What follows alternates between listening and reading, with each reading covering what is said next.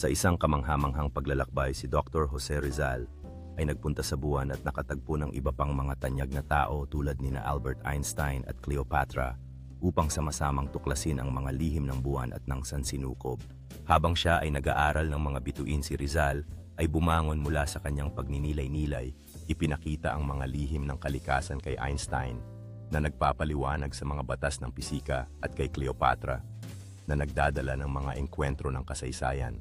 Sa kanilang pag-uusap, ang tatlo ay nagpalitan ng mga ideya. Ang bawat isa ay nagdadala ng kanilang sariling pananaw tungkol sa universo, habang ang mga bituin ay tila sila'y nakikinig. Ipinakita ng kanilang eksperimento ang mahalagang ugnayan sa pagitan ng sining at agham, habang sila'y nagtataguyod ng mas malalim na pag-unawa sa kanilang mga umiiral na ideya. Ang kanilang pakikipagsapalaran sa buwan ay nagbigay inspirasyon sa kanila upang magpatuloy sa pagtuklas, habang ang bawat hakbang ay nagdadala ng hamon at bagong kaalaman na hindi lamang para sa kanila kundi para sa sangkatauhan. Habang nagtutulungan sila, unti-unting nagbibigay liwanag si Rizal sa mga simbolo nagsisilbing tulay sa pagitan ng kanilang mundo at ng ibang mga nilalang sa kalawakan. Sa paglikha ng wikang ito, napagtanto nila na ang komunikasyon ay hindi lamang nakaangkla sa mga salita kundi pati na rin sa mga simbolo at simbolismo ng cultural na connection.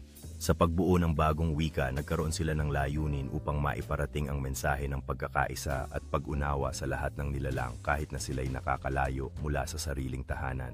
Habang tumatagal ang kanilang pagsasaliksik, unti-unting nahahasa ang kanilang kakayahan na ipahayag ang mga mensahe ng pag-asa at pangarap sa iba't ibang lahi sa kalawakan. Ang kanilang layunin ay hindi lamang matutunan ang bagong wika kundi ipalaganap din ito, at sa bawat titik na lumabas sa kanilang mga isip, tila nagiging liwanag ang kanilang mensahe sa kalawakan.